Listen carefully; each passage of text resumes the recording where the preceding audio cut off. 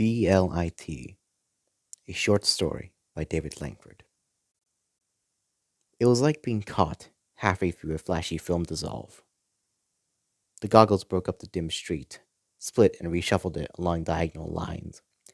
A glowing kebab sign was transposed into type style they called shatter. Safest to keep the goggles on, Robo had decided. Even in the flickering electric half-lights before dawn, you never knew what you might see. Just as luck, if the stencil jumped from under his arm and unrolled itself before his eyes as he scrabbled for it on the pavement. That would be a good place, behind the 34, a shattered 34 bus stop. This was their part of town. The women would flock there each morning, twittering in their saris like bright alien canaries. A good place, by a boarded up shop window thick with fly posted gig announcements. Robo scanned the street for movement, glanced at his own hand to be reassured by the blurred spaghetti of his fingers. Guaranteed army issue goggles. The group had friends in funny places, but they said the eye eventually adjusts. One day something clicks, and clear outlines jump at you. He flinched as the thick plastic unrolled. Then the nervy moment passed, his left hand pressing the stencil against the tattered poster, while in his right the spray can hissed. The sweetish, heady smell of the cartouche paint made it seem oddly distant from an act of terrorism. He found he'd been careless, easy in this false twilight through these lenses. There were tacky patches on his fingers as he re-rolled the parrot. A few hours on, in thick morning light, the brown woman replaying the wink game. Jesus, how long since he'd been a kid and played that? Must be 5 years. The one who'd drawn the murder card caught your eye and winked, and you had to die with lots of spasms and overacting. To survive, you need to spot the murderer first, and get him with an accusation, or at least know where not to look. It was cold, time to move on, to pick another place, goggles or no shattered goggles. He didn't look back at the image of the parrot. It might wink.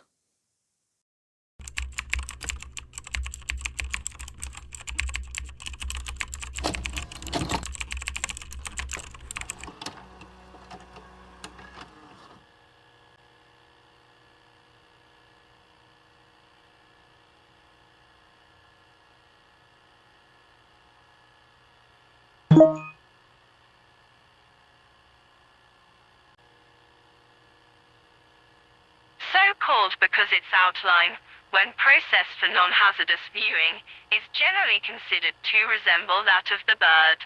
A processed anamorphically elongated partial image appears in Appendix 3 of this report, page A3E. The stated page must not be viewed through any form of cylindrical lens. Prolonged viewing is strongly disrecommended. Please read page A3I before proceeding. 2.2.6. This first example of the Berryman logical image technique, hence the usual acronym BLIT, evolved from airwork at the Cambridge 4 supercomputer facility, now discontinued. V. Berryman and C.M. Turner hypothesized that pattern recognition programs of sufficient complexity might be vulnerable to Boolean shock input, in the form of data incompatible with internal representation. Berryman went further and suggested that the existence of such a potential input was a logical necessity. 2.2.18. Details of the Berryman/Turner BLIT construction algorithms are not available at this classification level. Details of the eventual security breach at Cambridge 4 are neither available nor fully known. Details of Cambridge 4 casualty figures are for the time being reserved sub judice.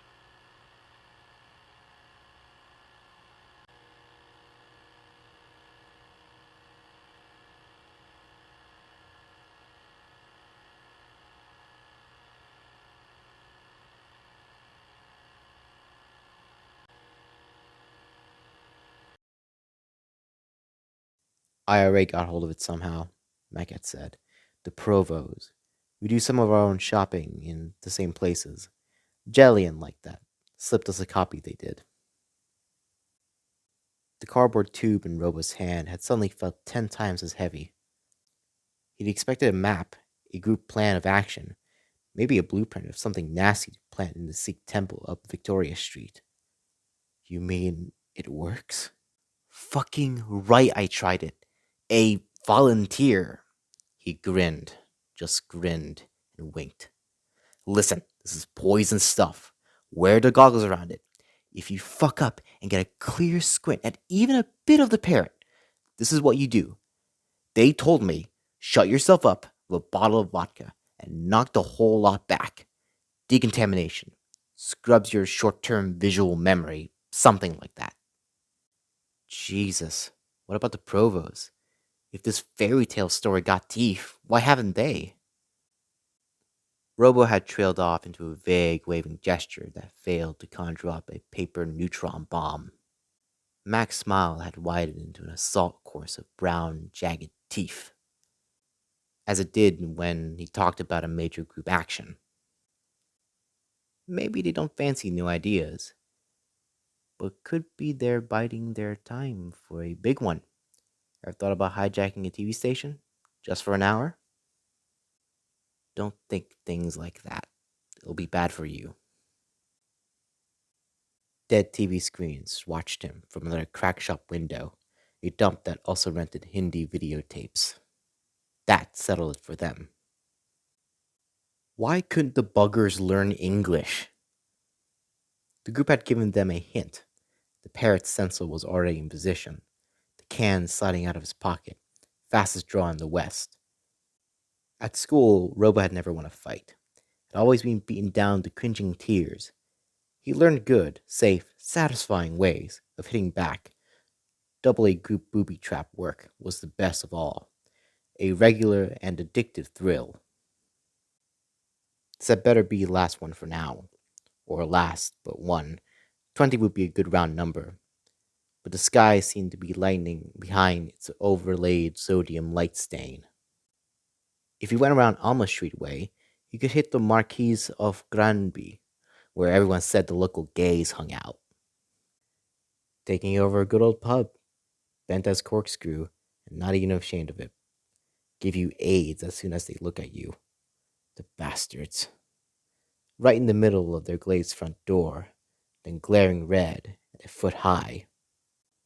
The light hit him like a mailed fist. The goggles parsed it into bright, hurtful bars.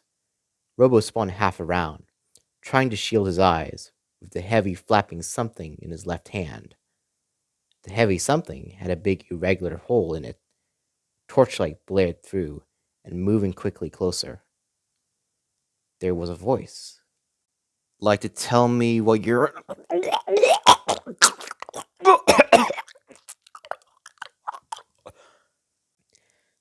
As the beam dipped, the voice trailed off. He saw a shivered outline of a police helmet through that of the parrot. Behind jagged after images, a face came into view. An Asian face, as you might have expected this end of town. The eyes stared blindly, the mouth worked. Robo had read old murder mysteries where the unmarked body wore an inexplicable expression of shock and dread. A warm corpse slumped into him, its momentum carrying them both through a window, which dissolved into tingling shards. It wasn't supposed to be like this. The bomb wasn't supposed to go off until you were 6 miles away. Somewhere, there was a broken outline of a second helmet.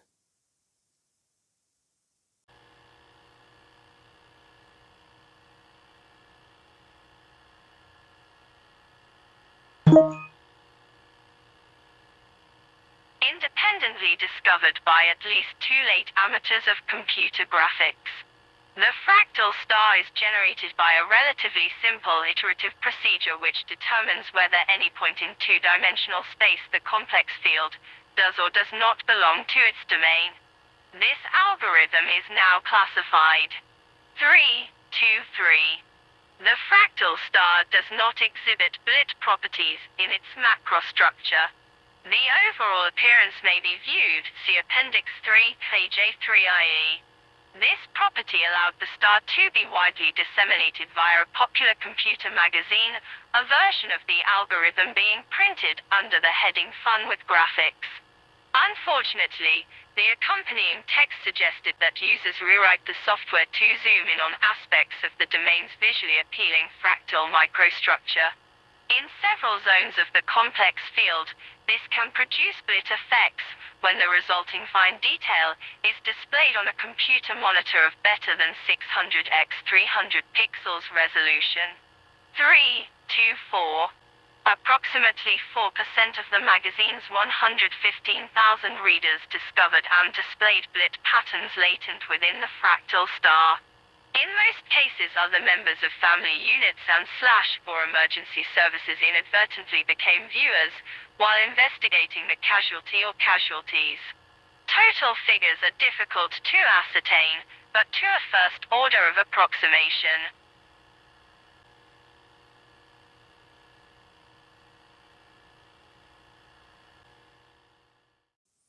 Tape the envelope all around. That's it.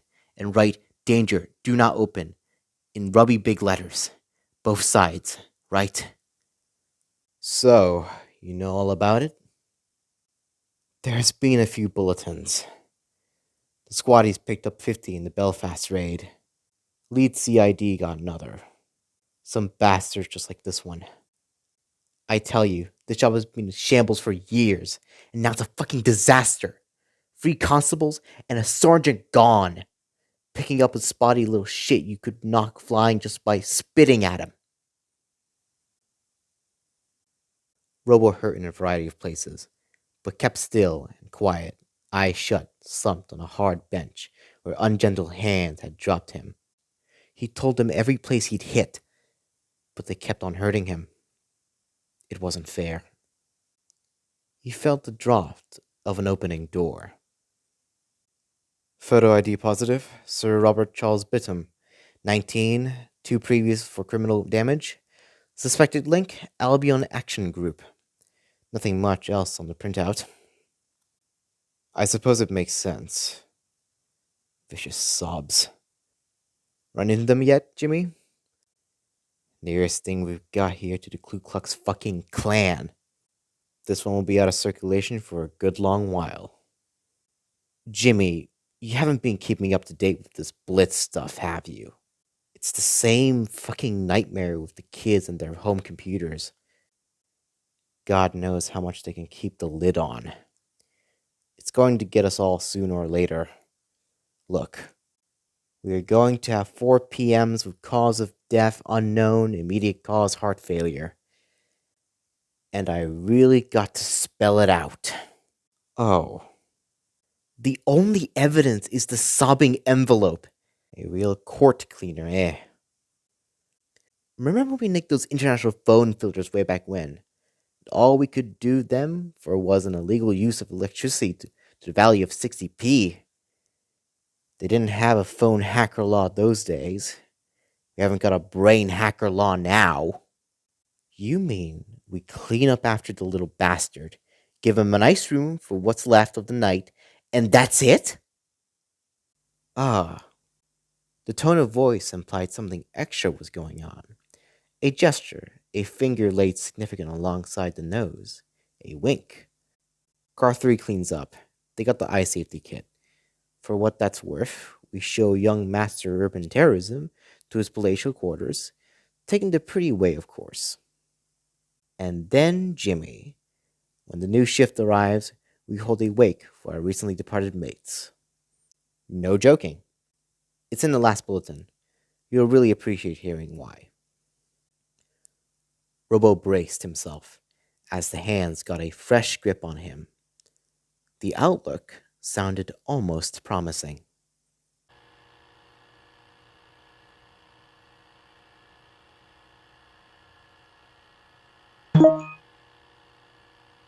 Information computational analysis adopts a somewhat purist mathematical viewpoint whereby BLITs are considered to encode Gödelian spoilers, implicit programs which the human equipment cannot safely run. In his final paper, Berryman argued that although metalogical safety devices permit the assimilation and safe recognition of self-referential loops, this sentence is false. The graphic analogues of subtler vicious circles might evade protective verbal analysis by striking directly through the visual cortex. This may not be consistent with the observed effects of the reader BLIT discussed in Section 7, unusual not merely because its incapacitation of cortical activity is temporary, albeit with some observed permanent damage in Army volunteers, but also because its effects are specific to those literate in English and English-like alphabets. There may in addition be a logical inconsistency with the considerations developed in Section 12, 10 to 18. Bott's post facto biochemical counter-hypothesis was regarded as less drastic. This proposes that memotoxins might be formed in the brain by electrochemical activity associated with the storage of certain patterns of data. Although attractive, the hypothesis has yet to be 12-4. The present situation resembles that of the explosion in particle physics. Not merely new species of BLIT, but entire related families continue to emerge as summarized in Appendix A2. One controversial interpretation invokes the Sheldrake theory of morphic resonance. It might be simpler to conclude that multiple, simultaneous emergence of the BLIT concept was inevitable at the stage of air research which had been reached. The losses amongst leading theorists, in particular those with marked powers of mathematical visualization, constitute a major hindrance to further understanding.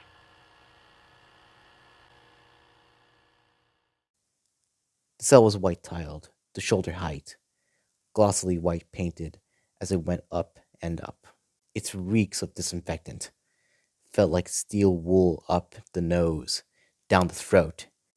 In the vague spirit of getting the most from the amenities, Robo patronized the white china toilet and scrubbed his hands futilely in the basin. Cold water can shift those red acrylic stains before lying down to wait. They couldn't touch him. Really, they might fine him on some silly vandalism charge, and he might accidentally fall down a few more flights of stairs before reaching the magistrate court. Even now, the hard bunk caught him in all sorts of puffy, bruised places. But in the long run, he was okay. They knew that. But they hadn't seemed bothered, had they? He had a flash of them smiling. "We aren't processing charges. And this way, sir. And if you could just pick up your property." A door would open, and guess what would be waiting there for him to see? Silly. They wouldn't. But suppose. Time passed. The terminus was easy to imagine. He's seen it so often through the shattered lenses, a long bird profile sliced at the angle and jaggedly resemblance. Parrot salami. In outline against the wall, the windows and posters. As a solid shape, it glistening in red to lost its color to orange sodium glare. In outline again, as a dead man's broken eyes met his. It seemed to hover there behind his closed eyelid. He opened them and stared at the far-off ceiling, splattered with nameless blobs and blots by the efforts of past occupants. If you imagine joining the dots, image begins to construct themselves, just as unconvincing as the zodiac pictures. After a time, one image in particular threatens to achieve a clear focus. He bit through his lip, took refuge in a brief white out of pain. It was in him. They knew. Even with protection, he looked too long, for too many angles. Into the abyss, he was infected. Robo found himself battering at the heavy metal doors, bloodying his hands. Useless. Because just as there was no clear crime he could have committed, there was no good medical reason why unfriendly police should offer him a massive memory-clouding dose of alcohol. flat on the bunk again. He ran for his life. The parrot stalked him through the gray hours of the morning, smoothing its fractal feathers, shuffling itself slowly into clarity, as though at the end of a flashy film dissolve, until at the last, his mind's eye had to acknowledge a shape, a wink.